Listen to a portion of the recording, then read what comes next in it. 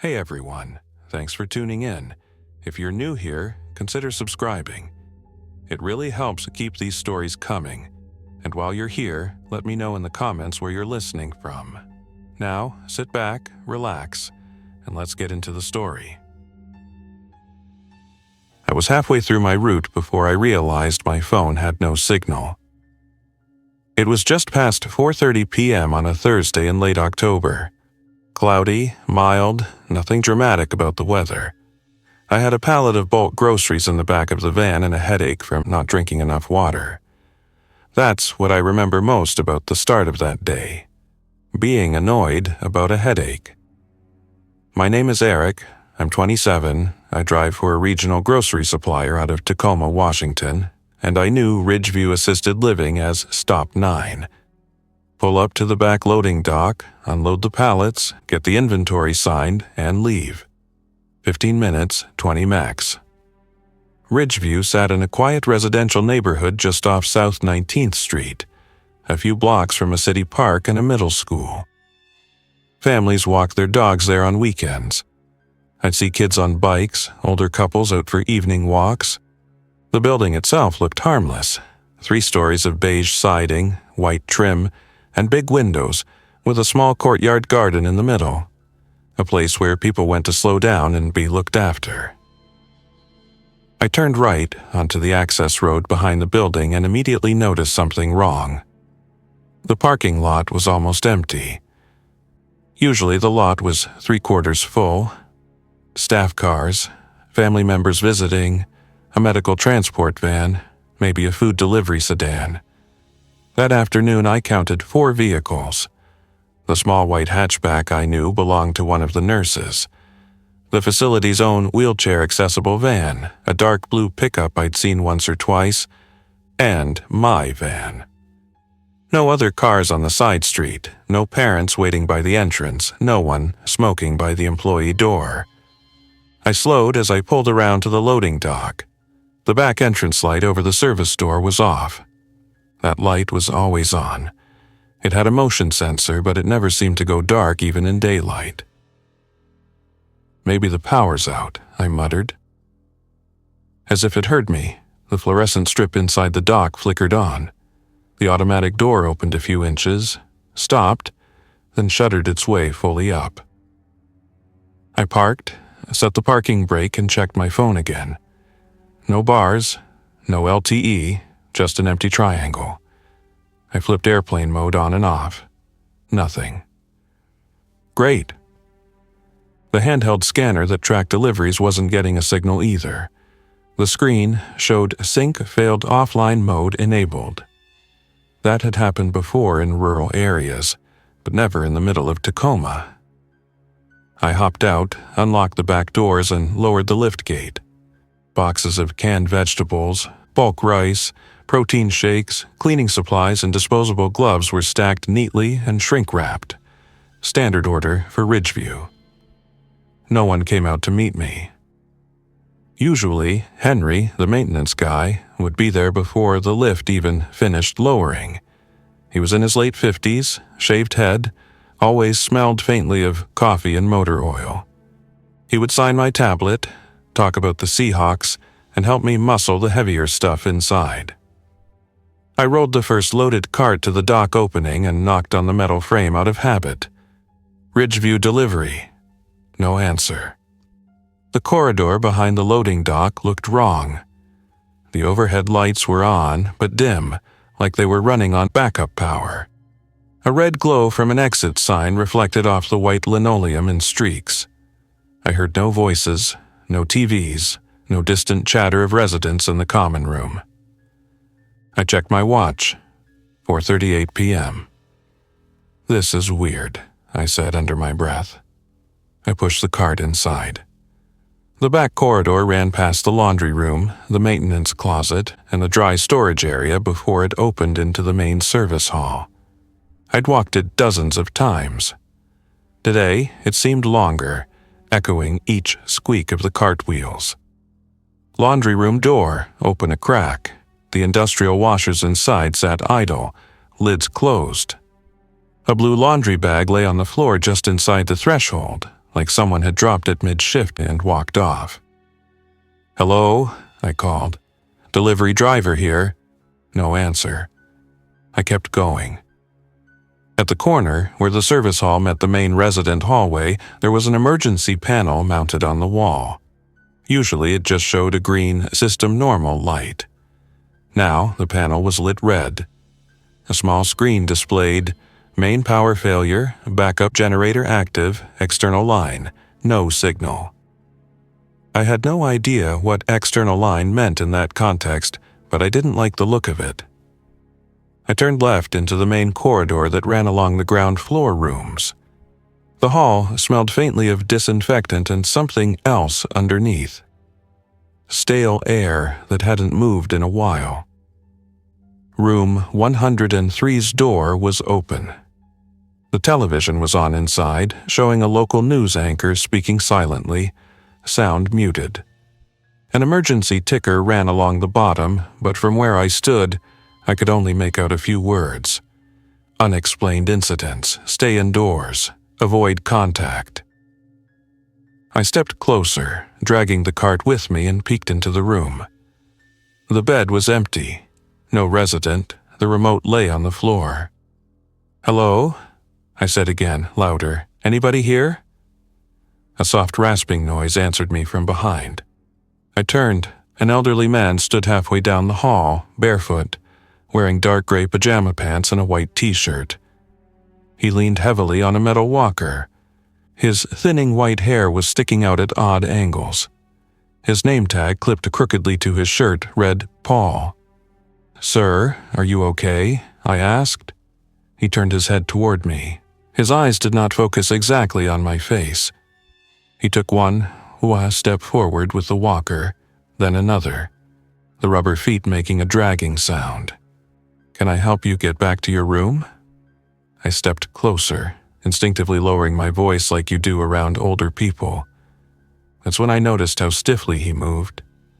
His arms seemed locked at the elbows. There was a grayish tint to his skin.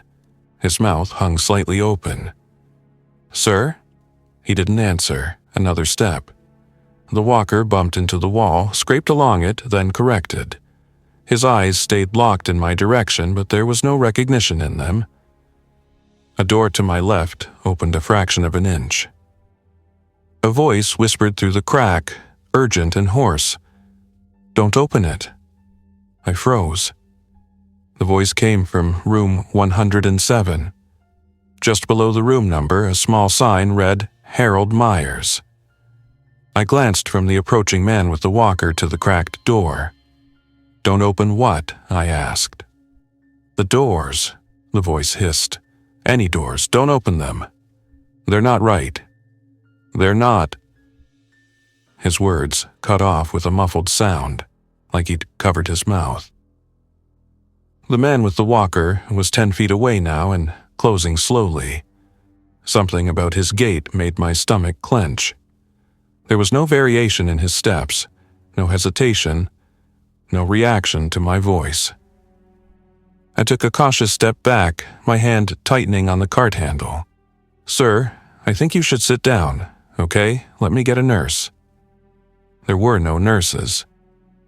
The hallway was empty except for the three of us, the man pushing his walker toward me, the unseen whisperer behind the door, and me. I heard something else then, beyond the hum of the emergency lights.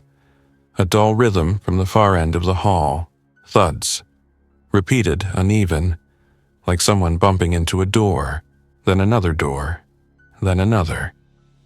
My throat went dry. "Hey, Paul?" I tried again, forcing a friendly tone I didn't feel. "I'm just gonna go get someone. You stay here, okay?" He kept coming. I backed the cart away from him and toward the intersection with the service corridor. His eyes tracked me without changing expression. When he reached the spot where I had been standing at first, he stopped. He pivoted slowly, turning the walker, adjusting his position to face me again.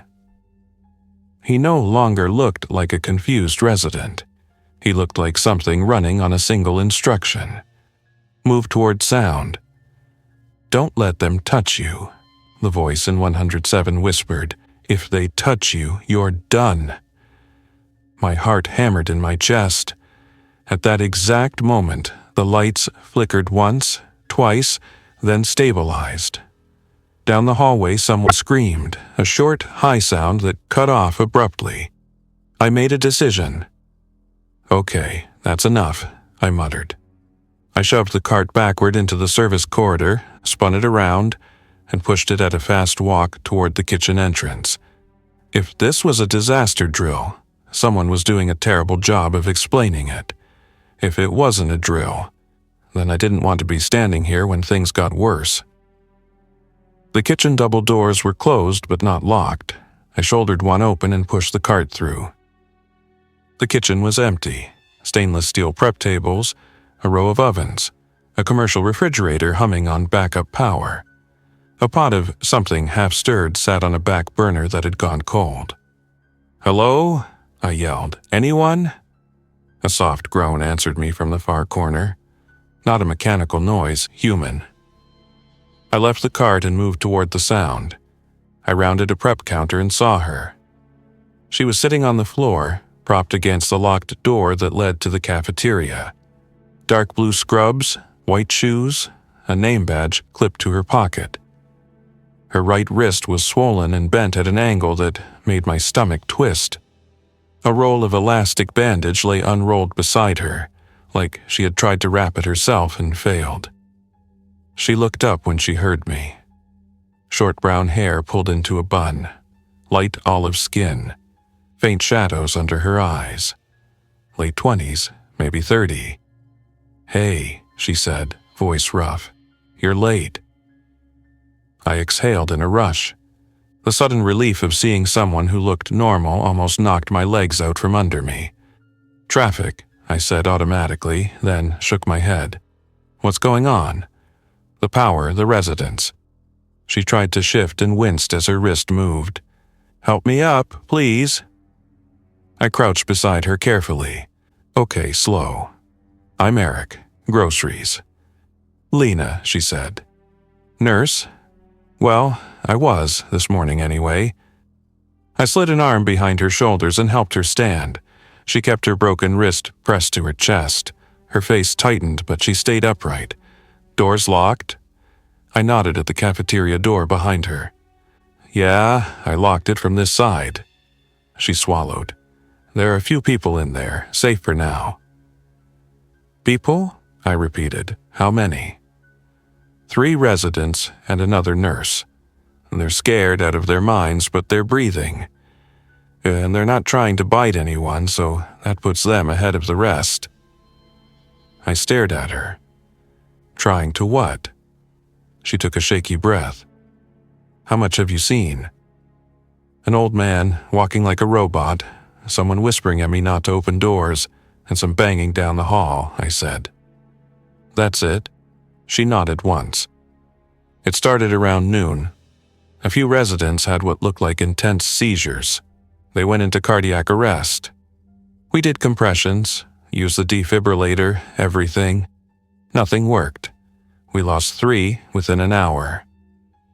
My brain supplied the normal script. "I'm sorry, that must have been hard, but I couldn't make the words come out." She kept going. Then, around one of them sat back up. Her eyes met mine. No pulse, no breathing, pupils fixed and dilated. I had checked myself. I had covered his face with a sheet. I turned away to finish the paperwork, and when I looked back, he was sitting upright on the gurney. The kitchen felt much smaller suddenly. "They weren't themselves anymore," Lena said. "No response to names, no recognition. They just moved, toward movement and sound. If you kept quiet, they turned in slow circles, like they were listening. If you spoke, they came straight at you. You're telling me they—" "Call it whatever you want," she cut in. "I know what I saw, and I know that if they scratch you, or bite you, or even break your skin, you get sick. Fast. Fever. Confusion. Then the same thing. We learned that part the hard way." She glanced down at her wrist. "I fell," she said quickly, "down the stairs. This is just a break. But I saw what happened to Rebecca when one of them grabbed her. I'm not letting that happen to me." Silence settled between us for a moment, filled only by the hum of the refrigerator and the faint banging sound somewhere on the other side of the building. "Is anyone coming?" I asked. "Police? Fire department? National Guard?" She gave a short, humorless laugh. "I called 911 12 times in the last 2 hours. When I actually got through, the operator told me to stay inside, lock the doors, and avoid physical contact with anyone showing aggressive behavior. Then the line went dead."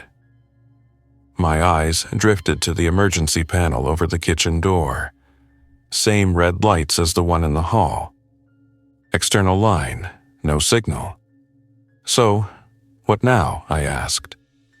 "Now," she said, "you help me get these supplies into the cafeteria.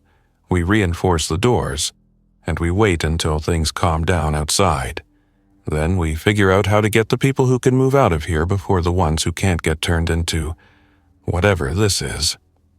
She moved toward the cart with the groceries. I grabbed it for her. "Wait," I said. "You said there are people in there. Who?"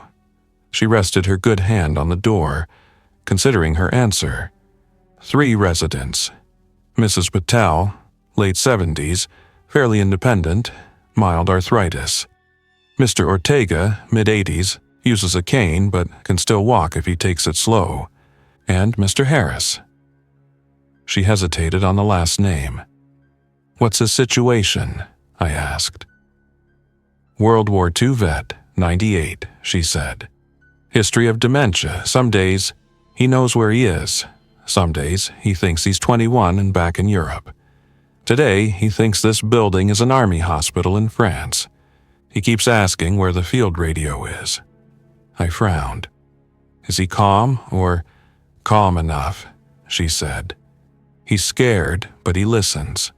More than most of the staff did, if you want the truth." She pushed a shoulder against the door, then stopped. "I'm going to knock a pattern so they know it's me," she said. She rapped on the door in 3 pairs. Tap, tap, pause, tap, tap, pause, tap, tap.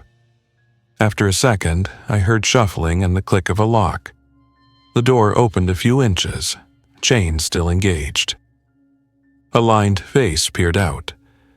Mrs. Patel, I guessed from the cardigan and the determined set of her jaw. "Password?" she asked, voice shaky but precise. Lena closed her eyes briefly. "We don't have a password, Mrs. Patel. It's Lena. I brought help." "Describe your favorite soup," the old woman said through the crack. She sounded serious. "Tomato," Lena answered, "with too much salt and way too many crackers. You watched me eat it last week and told me I was going to ruin my heart." Mrs. Patel relaxed. "That sounds like something I would say."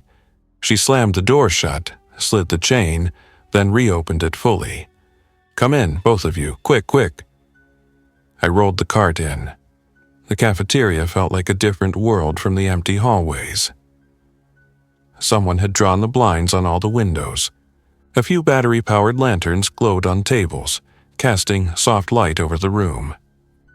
3 residents sat at one end, a small woman in glasses and a floral cardigan, Mrs. Patel, an older man with dark skin and a neat silver mustache, Mr. Ortega, and another man whose back was to me, wearing a faded green jacket with military patches sewn onto it. "New guy," the man in the green jacket said as I entered. His voice was gravelly but strong. "Does he know how to lock a perimeter?" "Mr. Harris, this is Eric," Lena said.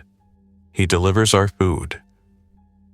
"Today, I deliver more than that, I guess," I said, trying for lightness. Mr. Harris turned in his chair to look at me. His eyebrows were thick and white. His eyes were clear, but something in them shifted and drifted, like he was listening to music I couldn't hear. "Eric," he said slowly, "you carry crates, not rifles. Don't worry, everybody starts somewhere." "Okay," I said. I guess that makes you the commanding officer." For a moment, his gaze sharpened. "No," he said. "I did that once already, not again." Then his eyes clouded slightly and he looked toward the shuttered windows. "How many out there?" "Enough that we're not going back out through the lobby," Lena answered. He nodded. "Then we go under." "Under what?" I asked. He tapped his temple with one finger. "Under their noses. This place used to be a hospital before they painted everything beige and started charging people to be old in it. Hospitals have tunnels. For steam pipes, for laundry, for moving things they don't want the neighbors to see. You find the tunnels, you find a way out." Lana shook her head. "We've gone through this," she said to him. "I've worked here 3 years. There's a basement with a boiler room, laundry and storage, no tunnels. I checked the building plans." "Plans change," he said. "They hide things under the new plans, but the old ones are still in the walls." His hand drifted down to his lap.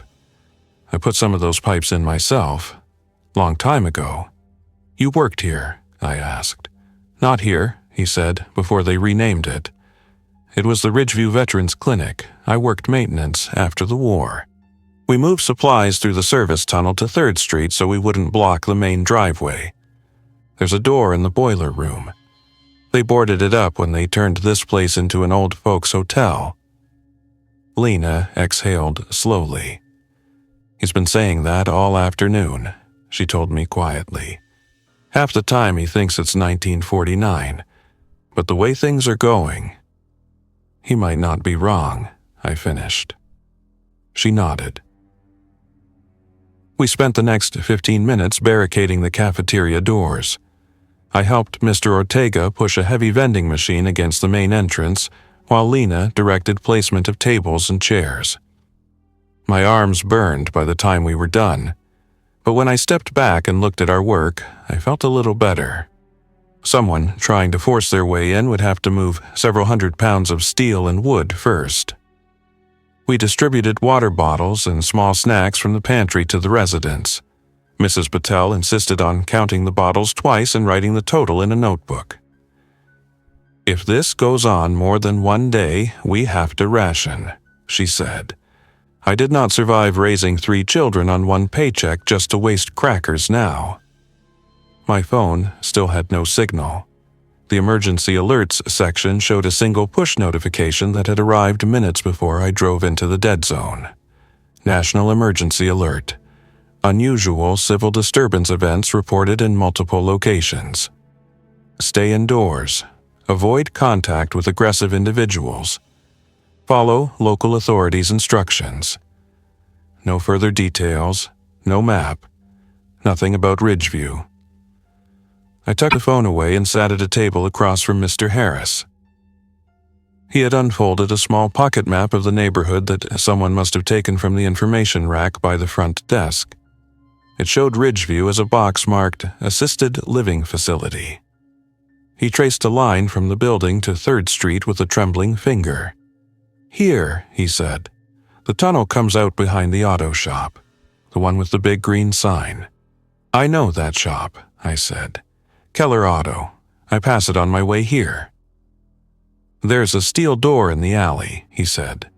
"Used to be painted gray. Probably still is unless they got fancy." "If the tunnel really exists, we could use it," I said to Lena. "No crowd of infected. At the front entrance, no parking lot choke point." "If," she said, "if the door isn't welded shut, if the tunnel hasn't been filled in, if we can make it to the basement without half the residents on this floor trying to grab us." "We can't stay in here forever," I said. "How long will the generator last?" She rubbed her forehead with her good hand. "We've got diesel for about 2 days if it runs full time, less if it's strained. The fuel tank is outside near the loading area. I'm not going out there to top it off." "So we have some time," I said, "but not a lot." A loud crash sounded from somewhere above us. Everyone flinched. Dust drifted from a ceiling air vent. "I was overhead," Mr. Ortega said quietly. Second floor, maybe third. There are 38 residents in this building, Lena said. At least half of them were still in their rooms last I checked. A few staff stayed to help, some ran. Her jaw tightened. I'm not judging. Everyone reacts differently. But the ones who stayed are either locked in or...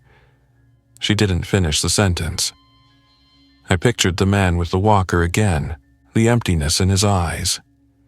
Those doors in the hallway, I said. The residents who locked themselves in. One of them told me not to open anything. Maybe we can get to at least a few of them. The ones who can walk. And then what? Lena asked. Lead a line of 80-year-olds with walkers through a linoleum corridor full of infected people who don't feel pain? We barely got the 4 of us in here. We're not leaving them, Mrs. Patel said suddenly. Her voice was sharp. You are not walking out of this building and leaving my friends in their rooms to be attacked like animals. No one said that, Lena said, but she didn't sound convinced. Mr. Harris tapped the table. You need recon, he said. You don't move a whole unit until you know the ground. I'll go, I said before I could think better of it. 4 pairs of eyes swung toward me. You know the back corridors, Lena said slowly. Laundry, storage, loading dock. You've been walking them for months. You move quiet? I can, I said. You take a radio, she decided. We have handhelds that still work on local frequency. You check the hall outside, then the stairwell, then the basement access. If it looks clear enough to move, we plan. If it's a nightmare out there, we stay put and think of something else. And the residents? Mrs. Patel asked. What about them? We're not abandoning anyone, Lena said. But if we try to drag people who can't move without knowing what's waiting, we all get trapped. Let him look first. I swallowed. Looking suddenly sounded almost as dangerous as staying. She limped over to a cabinet by the staff side door and pulled out a small black handheld radio. She checked the battery, then clipped it to my belt. Channel 1, she said. Keep it on low volume, press to talk, let go to listen. Don't call out unless you're somewhere you're sure is clear. What am I taking for protection?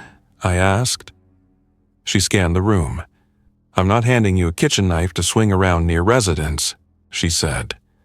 You're not trained, and this isn't a movie. She opened a supply closet and rummaged for a second. Take this. She handed me a heavy metal flashlight.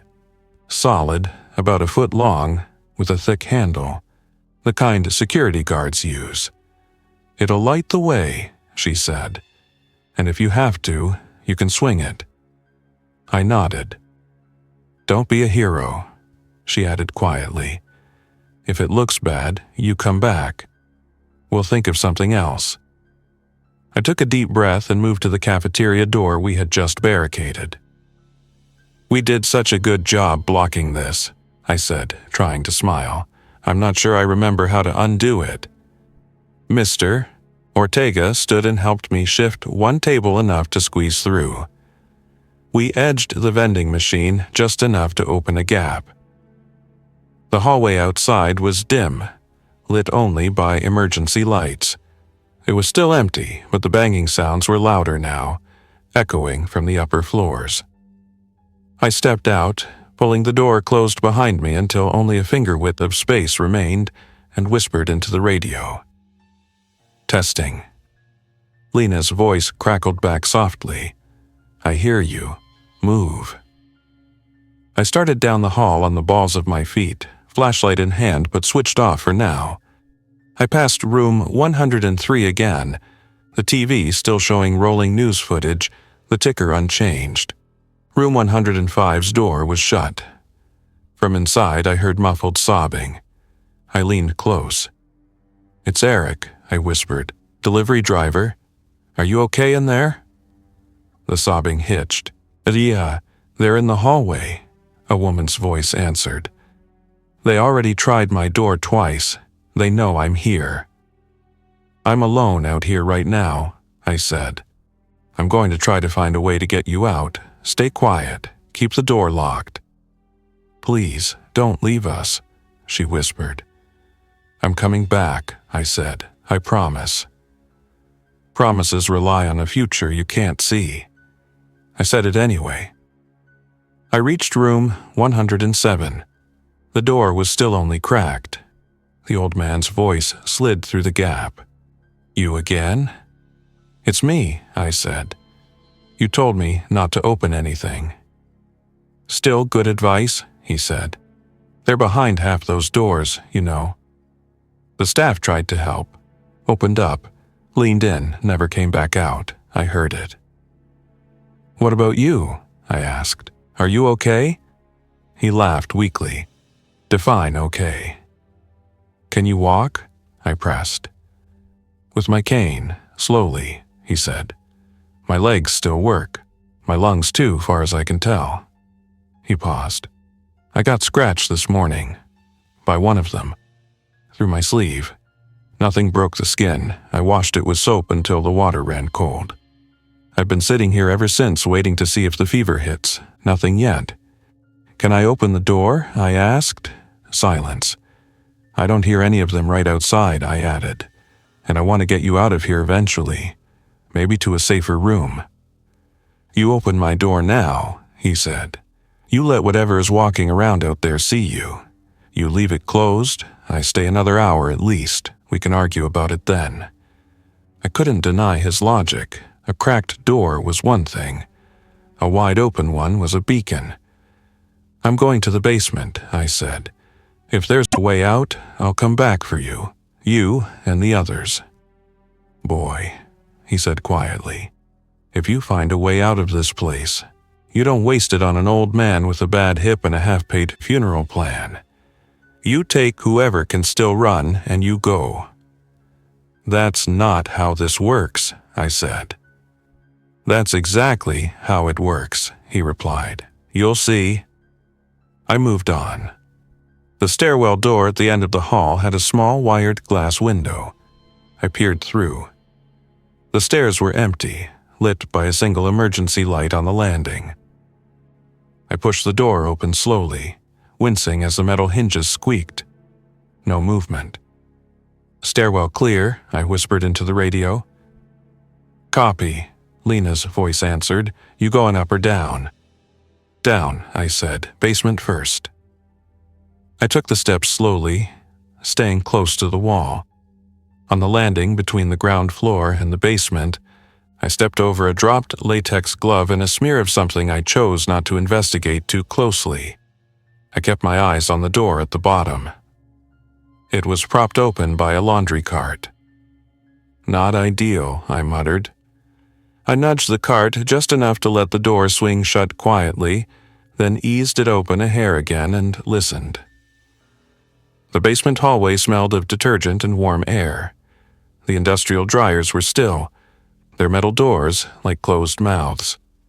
Dim red lights glowed above exit signs. No shuffling, no voices, no banging. I stepped through. Basement looks empty so far, I whispered into the radio, heading toward boiler room. Stay in contact, Lena replied. I passed the laundry room, the housekeeping closet, and the staff locker room. The boiler room door at the end of the hall had a metal sign, mechanical. Someone had pinned a smiling sun magnet to it, probably as a joke. The door was locked. Of course it was. Why make this easy?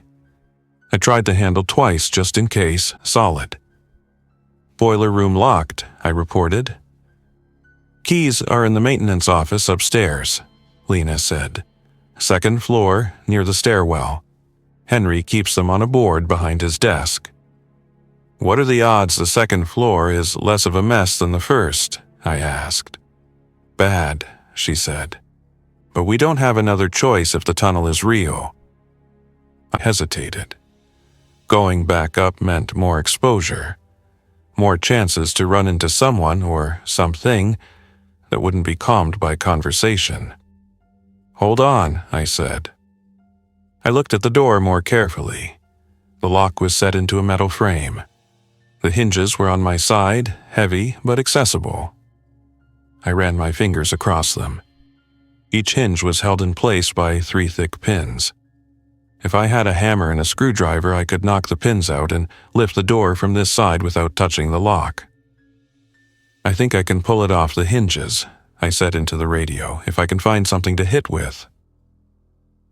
"Check the maintenance cart," Lena answered.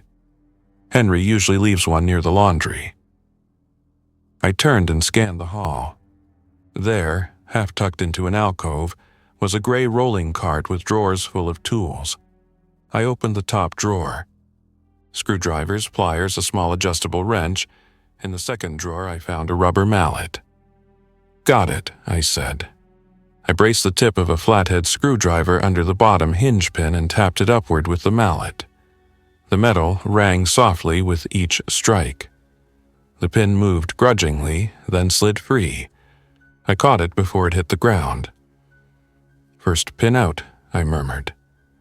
2 more pins, and several tense minutes later I eased the heavy door outward, gripping it with both hands. It swung away from the frame with a soft groan. I leaned it carefully against the wall.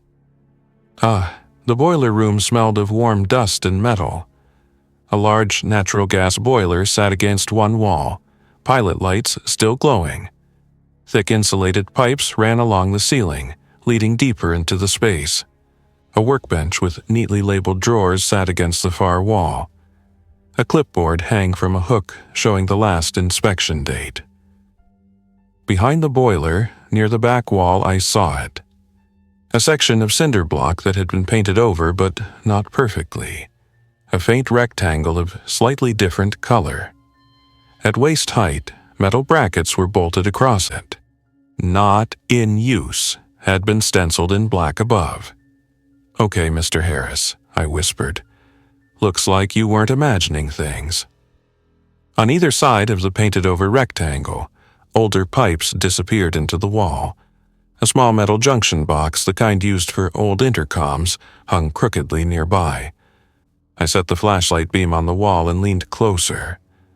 Around the edges of the rectangle, I could see the outline of what had once been a door frame. The cinder blocks were thinner there, stacked differently, as if they had filled in an opening. "I think I found where the tunnel used to be," I said into the radio. "Used to?" Lena asked. "They bricked it up," I said. "But it doesn't look reinforced, more like someone just wanted it gone." "How solid?" she asked. "More solid than cardboard," I said. "Less solid than the rest of the foundation. If we had a sledgehammer and some time—" "Noise will draw them," she reminded me. "Yeah," I said. I stepped back and scanned the room again. On the floor near the workbench, a heavy-duty crowbar leaned against a plastic bin. I picked it up, feeling the weight in my hands. The metal was cold. I pictured the resident sitting in the cafeteria, counting water bottles. I pictured the man behind the cracked door upstairs, waiting to see if he would get sick. I pictured my van in the loading dock, only a few hundred feet and several bad decisions away. "We might be able to make a hole big enough for people to crawl through," I said. "If we go slow and control the noise, but it'll take at least an hour, maybe more." "An hour of banging on concrete," Lena said, "with infected people in the building." "Yeah," I repeated. A crackle of static came through the radio. Then Mr. Harris's voice, faint but clear. "Ask him if there's dust on the pipes," he said. I blinked. "There is," I answered. "Why?" "Heavy dust?" he asked. "Pretty thick layer," I said. "Looks like no one's cleaned them in years." "Then there's still air moving through that wall," he said. "If they'd filled it all the way with concrete, the dust would look different. The airflow changes it. Probably just a couple rows of block, then open space. Meaning less to break through," Lena translated. "Meaning less between you and fresh air," he corrected. "Get back up here, son. We plan before we dig." I wanted to keep staring at the wall. Part of me hoped that if I did, it would dissolve on its own. Instead, I took a long breath, slung the crowbar through my belt loop, and headed back to the stairwell. The trip up was worse. Halfway between the basement and the ground floor, I heard it. A dragging sound above me. Something heavy moving across the landing. I turned the flashlight off and pressed myself against the wall, holding my breath. The shadow passed across the narrow slice of light under the door to the first floor. Slow, uneven steps. A soft, wet sound with each footfall. The door creaked as something leaned against it, then moved on. My heart thudded so loud I worried it would announce me. The sound receded up the stairs toward the second floor. A few seconds later, I heard faint thuds, then a muffled crash, like someone slamming into a hallway wall. I waited a full minute before moving again. Something in the stairwell headed up, I whispered into the radio. Ground floor back to the cafeteria is clear for now, but second floor is definitely active. Copy, Lena said. Come in. On my way down the hall, I stopped at room 105 again. The sobbing had turned to quiet, panicked breathing. We're working on a way out, I whispered. Hang on. At 107, Mr. Myers called through the crack. You sound like a man who's just seen something he wishes he hadn't, he said. That's one way to put it, I said. We might have a path through the basement. If we make it big enough, I'm coming back for you. Your feet are young, he said. Your back is strong. Don't drag a bunch of old bones through a tunnel if it means you don't make it out. Stop volunteering to be left behind, I said. I'm not putting that on my conscience. He chuckled softly. You're one of the stubborn ones. Good, that's what it'll take. By the time I squeezed back into the cafeteria, my shirt was sticking to my back with sweat. I set the crowbar on the table. There's definitely an old doorway in the boiler room wall, I said. Blocked off, but not like a full foundation wall. If we break through, we might hit open space. We? Mrs. Patel echoed. You mean you and the nurse while we sit here and sip water? I can swing a hammer, Mr. Ortega said quietly. My shoulders still work. Lena looked from the crowbar to me. Noise? It'll carry, I said, but the basement is 2 floors below most of them. If we move quickly and keep people quiet up here, maybe we have a window. Mr. Harris traced his finger along the map again. Once you're through, the tunnel will be narrow, he said. Concrete floor, low ceiling, maybe 6 feet high. It'll smell like dust and rust. Take a light, but keep it low. If there's a grate to the outside, it might be welded. You'll need that crowbar for more than one job. We have to decide who goes, Lena said. We can't move everyone at once. Some of the residents upstairs won't be able to walk at all. And if what you saw is accurate, getting to their rooms is almost impossible without confrontation. She glanced at Mrs. Patel and Mr. Ortega. For now, we focus on the people who are mobile and not showing any signs of infection. We get them out, then we see what we can do for the rest.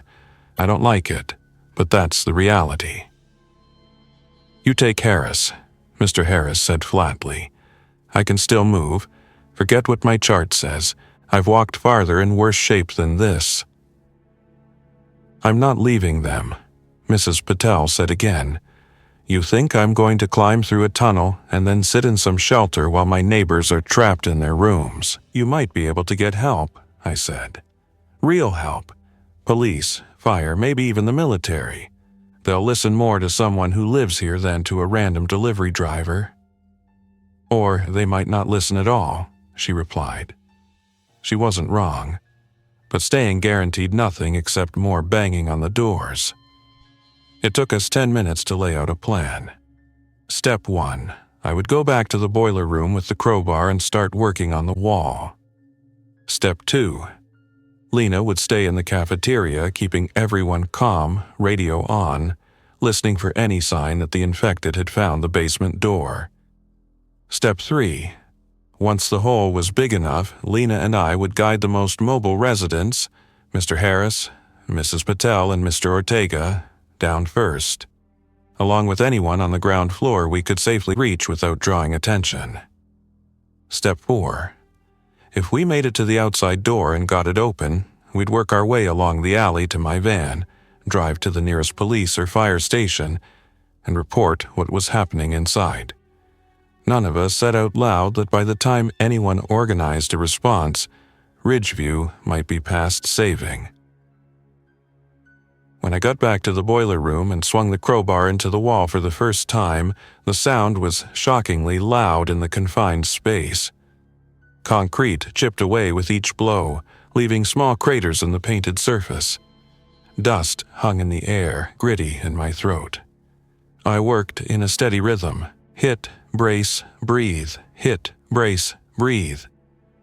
Within 10 minutes, I had broken through the first layer of thin block. A faint draft of cool air kissed my face through the crack. Definitely hollow behind it, I reported, coughing. Airflow confirmed. Any reaction upstairs? Lena asked. Not yet, I said. I kept going. The hole widened slowly. I chipped away at the weakest points, letting gravity pull chunks of broken block to the floor. After half an hour, I had an opening about 2 feet wide and 3 feet high. Just big enough for a slim person to squeeze through sideways. First breach complete, I gasped into the radio. Sweat ran down my neck. I'm going to widen it. Hold a second, Lena said. Listen. I shut up. Above me, faint through the ductwork, I heard something new. A low, restless murmur. Not words, just sound. Many throats making almost noises at once. They're more active, she whispered. Something set them off. Maybe the noise, maybe something outside. Be ready to move fast. I planted my feet and swung harder. By the time the opening was roughly 3 feet by 4 feet, my arms felt like rubber, and I was breathing raggedly, but the gap was big enough for an adult to crawl through without getting stuck. I turned off the flashlight and stuck my head into the dark space beyond. Cool, slightly musty air washed over me. I smelled dust, old metal, and something like engine oil. I shone the beam again carefully, keeping it directed at the floor. The tunnel stretched away from me, concrete walls on either side, ceiling about 6 feet high. Old cables ran along one wall. Rusty water stains marked the floor. No obstructions that I could see in the first 20 feet. It's real, I said. The tunnel, it's clear for at least a short distance. How far to the outside? Lena asked. Can't see yet, I said. But if the map is right, maybe 150 feet. 150 feet in a space like that is a long way, she said. We'll have to go one at a time, maybe two if they're steady. Bring them down, I said. We should start before the generator decides to quit. On my way back to the stairwell, I thought of all the people I wasn't going to see on that trip. The woman in 105, the man in 107, the residents on the second and third floors. Their doors were shut. Their fates were, for the moment, sealed. When I re-entered the cafeteria, everyone was already standing. Mrs. Patel had a small backpack on. I had my daughter bring this last month, she said, just in case I had to go to the hospital. Clothes, some medicine, family photos. I'm not leaving them. Mr. Ortega had tied his cane to his wrist with a cloth strip like a safety tether. If it falls in there, I'll never find it, he said. Mr. Harris had his jacket zipped and one hand resting on the back of a chair, knuckles white. You're first, I told him quietly. You know what we're walking into better than anyone. He nodded once. Lead the way, son, he said. I'll try not to get us lost. We moved in a tight group down the hall. Lena at the rear with the radio, me at the front with the flashlight. Every step felt louder than the last. At room 105, I stopped. "Wait here," I said. I knocked softly. The door opened a crack. A young aide I recognized poked her head out, eyes wide, face streaked with tears. "Eric," she whispered, "what's happening?" "We heard screaming upstairs. The phone doesn't work. The TV keeps showing the same message." "We're leaving," I said. "There's an old service tunnel in the basement. We're going to try for the outside." Her eyes darted to the residence behind her. 2 frail women in wheelchairs. An older man sitting on the bed. "They can't walk that far," she said. "The hallways, the stairs.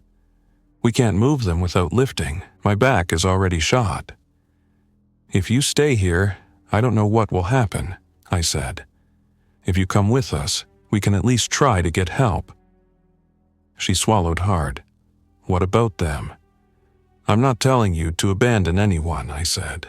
"But I can't carry 3 people. I can barely carry 1. And if we move too slow, everyone dies in the hallway instead of here."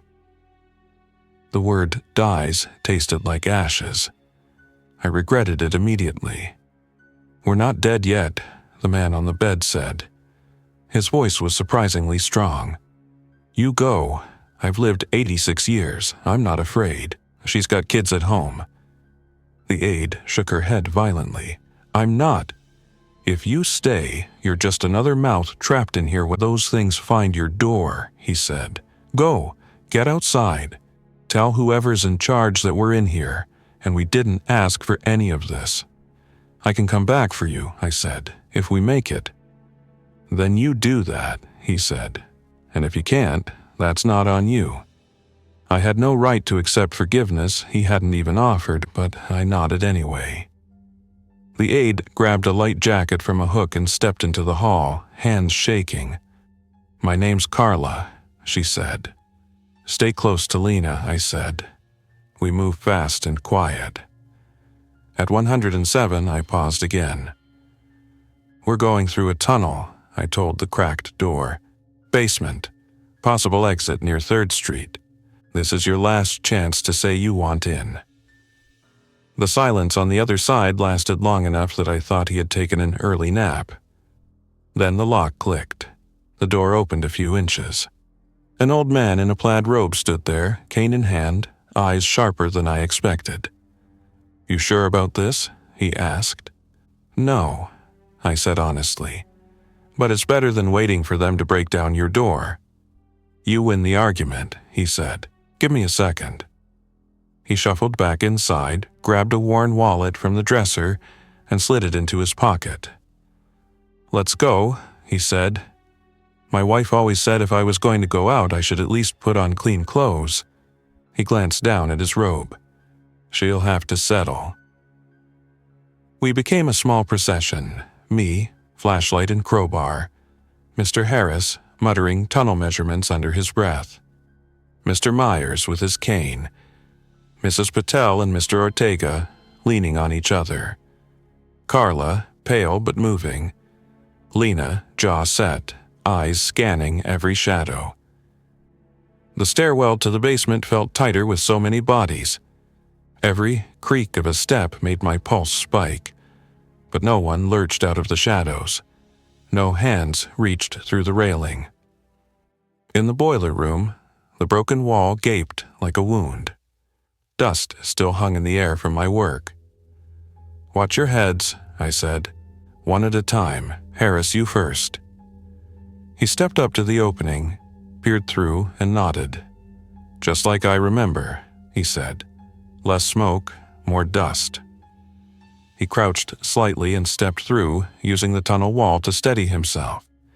Mrs. Patel went next, then Mr. Ortega. Carla followed, then Mr. Myers, then Lena. I went last, backing into the tunnel so I could keep the flashlight pointed forward.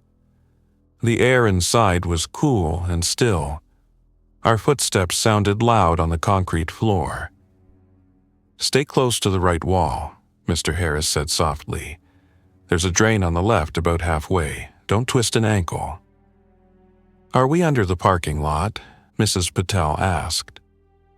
"Almost," he said. "Another 20 feet we'll be under the street."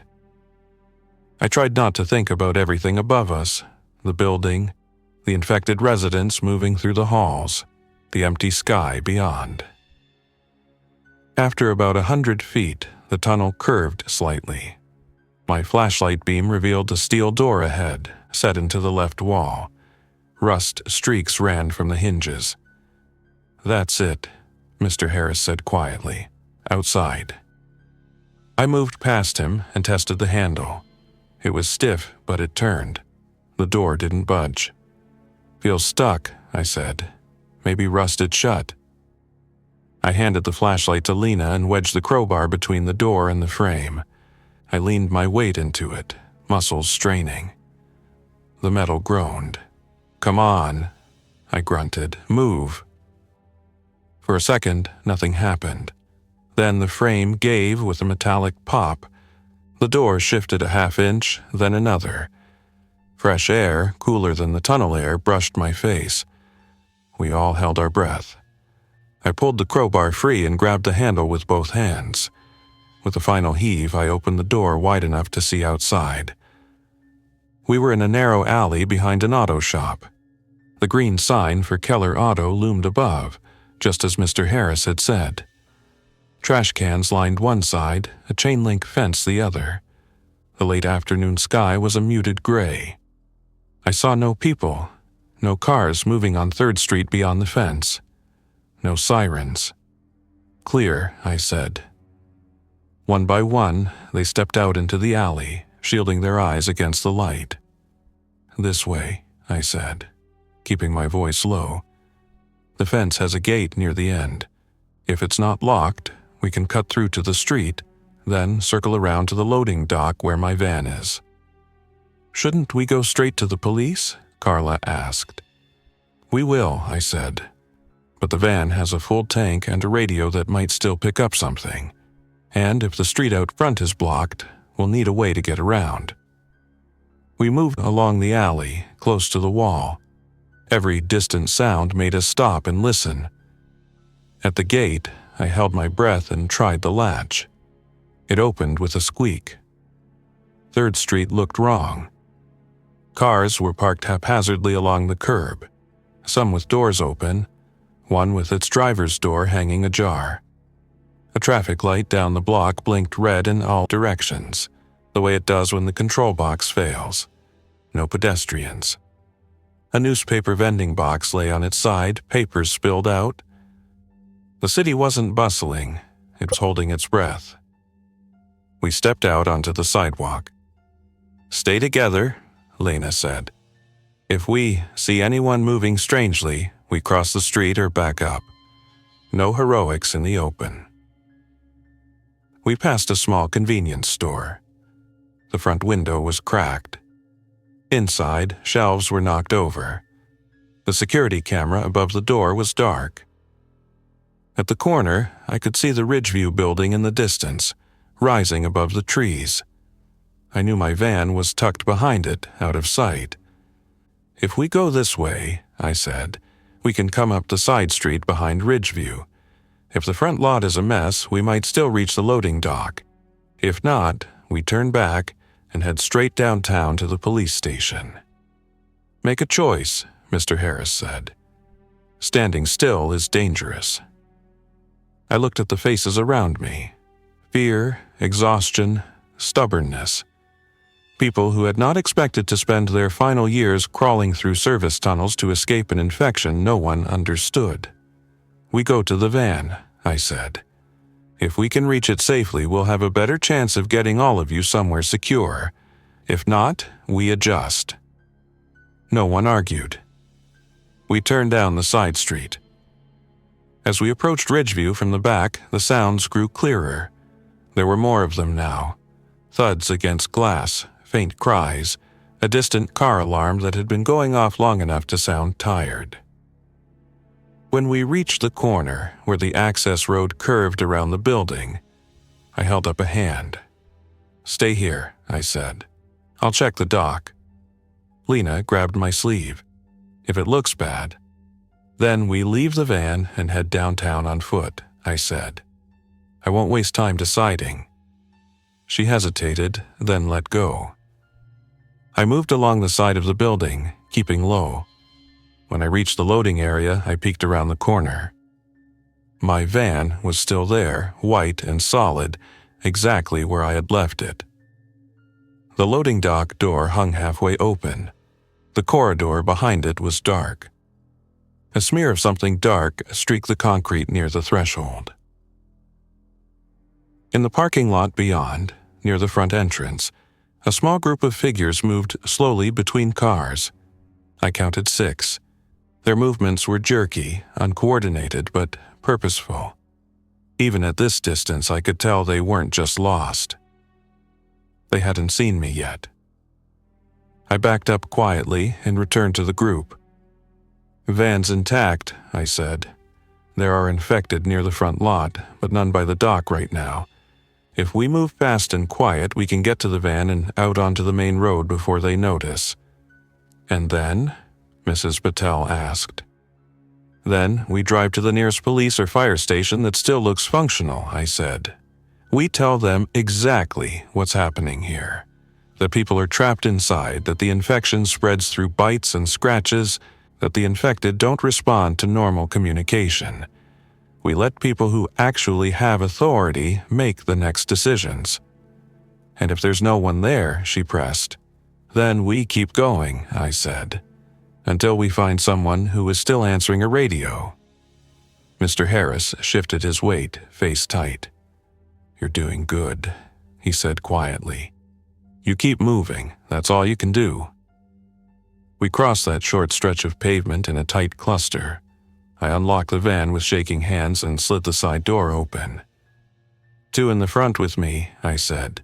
"The rest in the back. There are tie-downs you can hold on to."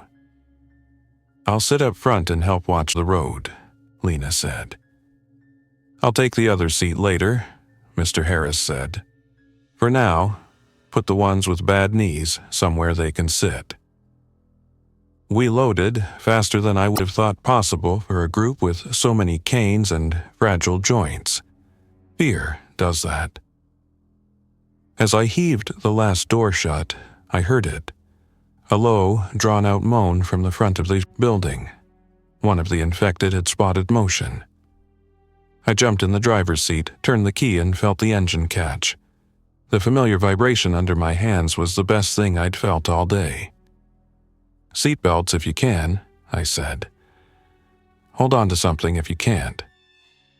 I put the van in drive, eased away from the dock, and took the access road out to the street.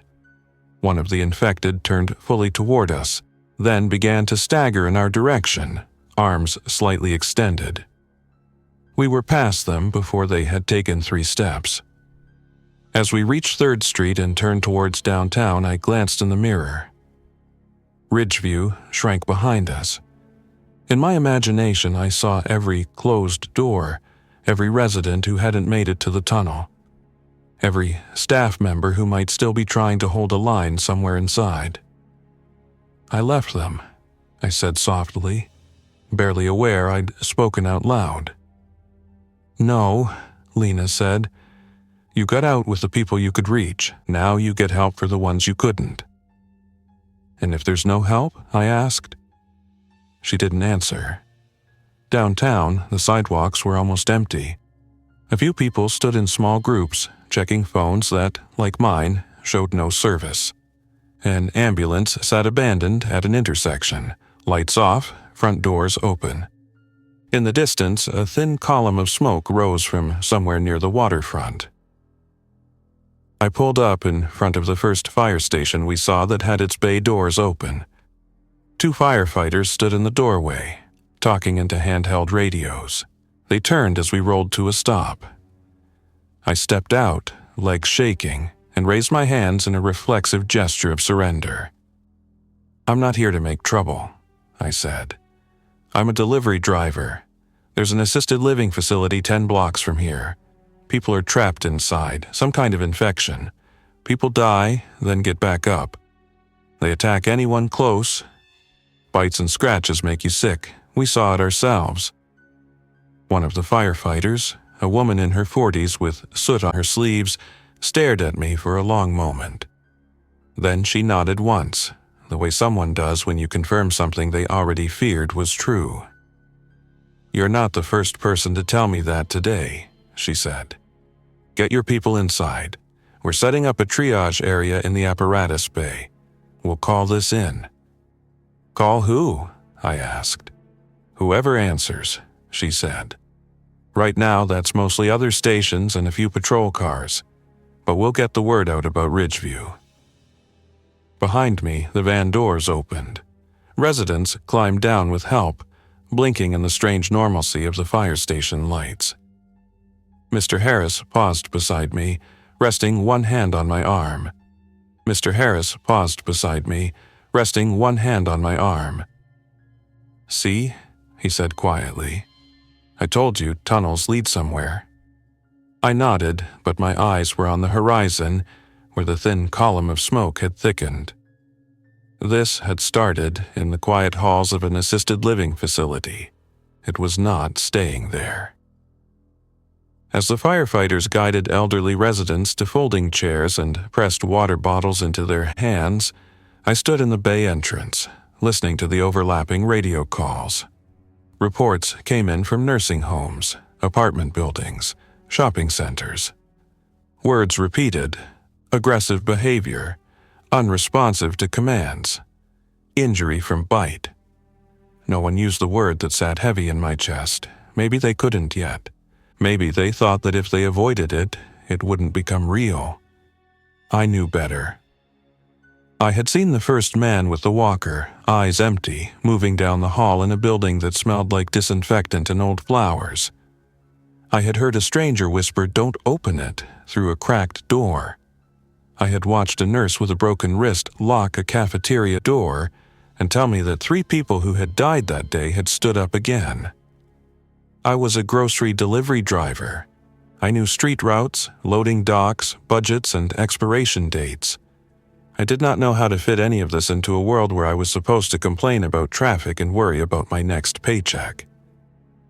But I knew this much: Ridgeview had been early, maybe one of the first clusters in our part of the city, a place full of people no one thought about until they needed a bed for a parent who couldn't manage alone anymore.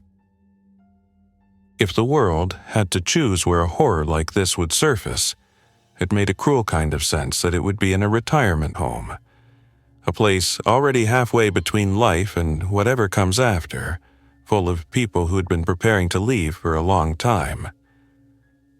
They deserved better than to be an afterthought in some emergency report. I looked at the firefighter who had spoken to me. "You'll really send someone to Ridgeview?" I asked, "even with everything else going on?" She met my eyes. "We'll do what we can," she said. "I can't promise more than that, but now we know they're there. That matters." It did, not enough, but it did. I went back into the bay.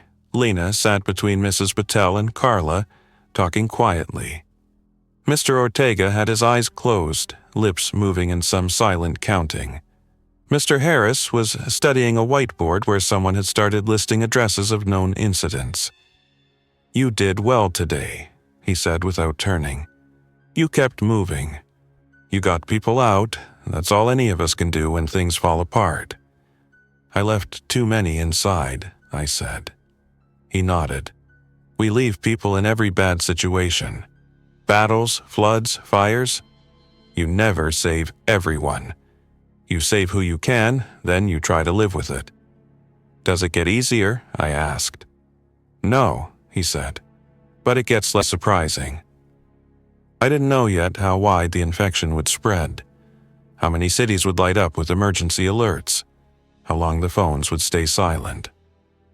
I only knew the narrow slice I had seen: one building, one tunnel, one van full of people who had gone from forgotten to priority in the span of an afternoon. I had been the guy who dropped groceries at the loading dock and left without thinking about what happened inside. Now I knew every hallway on that ground floor by heart. I knew the sound of a walker dragged by someone who wasn't really walking anymore.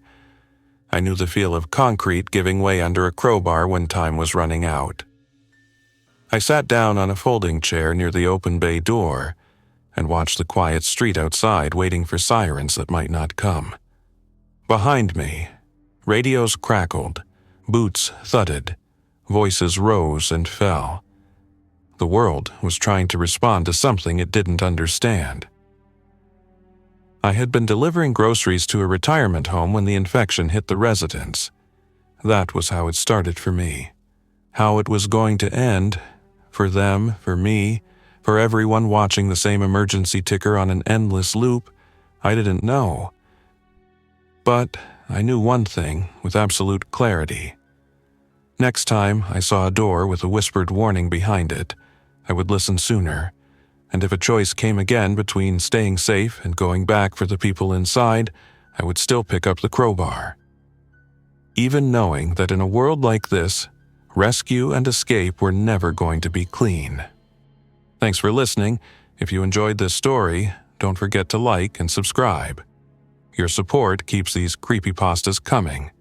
Until next time, stay alert, stay safe, and never ignore the feeling that something is watching.